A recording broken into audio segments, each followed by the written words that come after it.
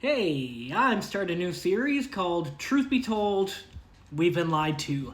I've been a believer since I was a teenager, and I'm 42, so it's been a long time. I've been in church over half my life. I was a pastor for 6 years, and the last few months I've been rocked pretty hard with things that I was blind to that I believe a lot of people are, because I believe there's a lot of deception, whether it's in the government, the world, the church, and I don't claim to have all the answers. I don't claim to know everything, but I believe I had an encounter the last few months, and this series I'm going to share with you what I feel I have learned from the Most High.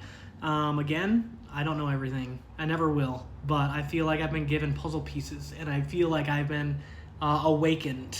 I can't deny the experience that I've had the last few months, and some of you are going to call me a heretic and a liar. That's fine. I'm not talking to you. I'm talking to whoever the Spirit is going to talk to. So, let's get started, shall we? My awakening came from frustration. I noticed a lot of things that were just popping up. I would just say evil things, deception, lies from the world, from some churches and some different things. And I just kept crying out to the Most High, going, where are you? Like, where are you? Like, where are you? And one day he showed me. And I am closer to him now than I've ever been in my entire life. And I'm grateful for everything that's happened to me.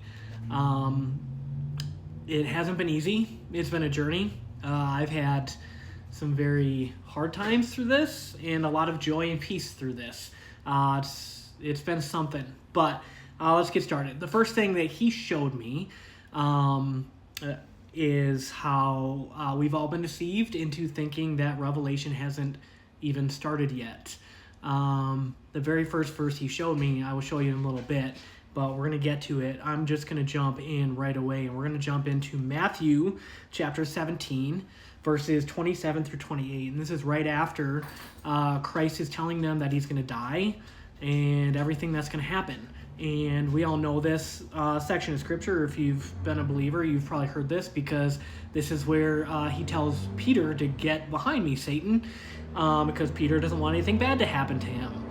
But in verse 27 and 28, after he says everything that's going to happen to him, he says, "For the Son of Man will come with his angels in the glory of his Father, and will judge all people according to their deeds. And I tell you the truth, some standing here right now will not die before they see the Son of Man coming in his kingdom." Now, most people go, oh, yeah. No. They talked about the transfiguration next. That's what happens next. So this is talking about the transfiguration. No, because the transfiguration has to do with him showing a few select people his glory, but there is no judgment to all people in that moment. He does not judge the world in this moment and all people. He just shows a few disciples his glory. And you keep reading on through the chapter, and you get to Matthew 24. Matthew 24, they're discussing the temple, which is right in front of them. All the disciples are like, wow, look at the bricks and the blah, blah, blah. I assume that's how the conversation went, because they seem to be like kind of just awing at the temple. And Christ goes on to tell them, hey, this thing you see before you that's awesome, it's done. It's coming down brick by brick, and it'll never be built again, okay? And right after he says this, they know already, because he's discussed with them already the end and what's going to happen, and they're, I'm sure, curious since they've heard, like, hey, they immediately ask him, hey, what are the signs? What is going to happen? When is the end going to be? And then in verse 24, in chapter 4, he lays it all out for them. He tells them exactly what's going to happen. There's going to be war. There's going to be many people that come in his name to deceive them. Even some of those who are his, chosen. Like, even the elect could be deceived by these false messiahs. All right? He's talking about everything that happens in Revelation.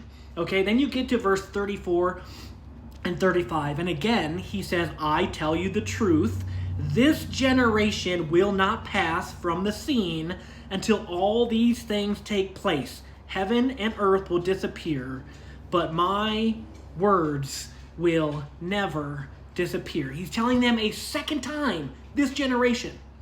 And that word for generation means generation. It means you, like you people that are alive today, will see these things happen. He gives descriptions. He tells them what to do. He tells them when you start seeing the wars and the rumors of war, when you start seeing all these things, go run to the mountains. They know which mountains. They know where to go. He is specifically telling them where to go and what to do. Not us, them. And then you get to Acts 2. He's risen from the dead. He already comes and he tells them, hey, guess what? You are my chosen people who are going to spread the gospel to the world.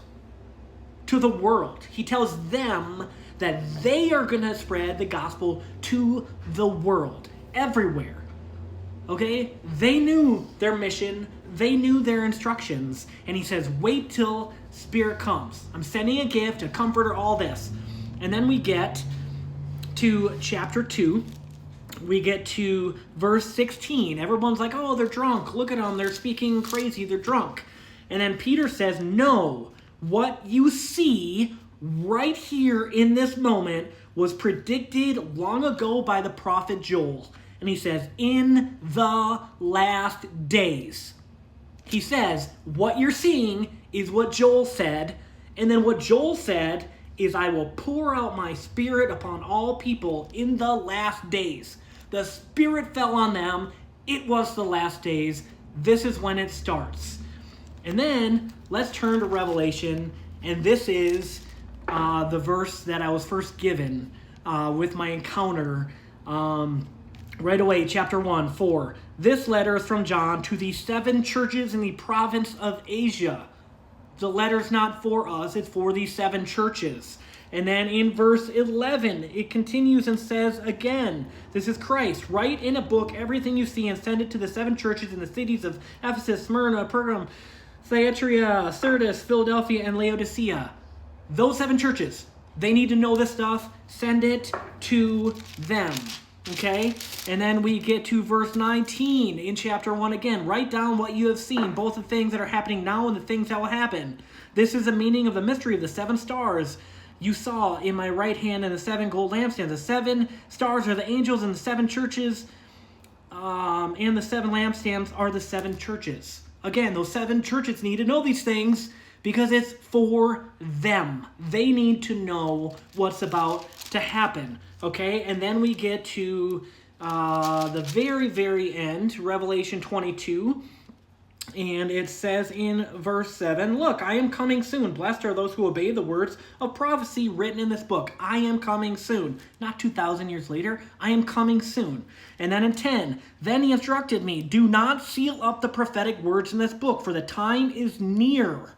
Let the one who is doing harm continue to harm. Let the one who is vile be vile. Let them do their thing, because guess what? It's happening, and it's on them if they don't listen. Verse 12, look, I am coming soon, bringing my reward with me to repay all people according to their deeds. I am the Alpha and the Omega, the first and the last, beginning and the end. Okay? And then we go down to verse 16, and it says, I, Yeshua, have sent my angel to give you this message for the churches. I am both the source of David and the heir to his throne. I am the bright and morning star. And then, in verse 20, he who is faithful witness to all these things says, yes, Christ says, I am coming soon. He's telling him, don't seal this book. Don't seal this letter because I am coming soon. So, what does that mean for us? I don't have all the answers. There's 2 things. Either we are in Satan's season, which is in chapter 21, verse 7 and 9, where Satan is loose to deceive all the nations, or it's already complete. I don't have all the answers, but I believe we're in Satan's season, and I'm going to talk about that more later, and many other things. So, have a great one. Talk later.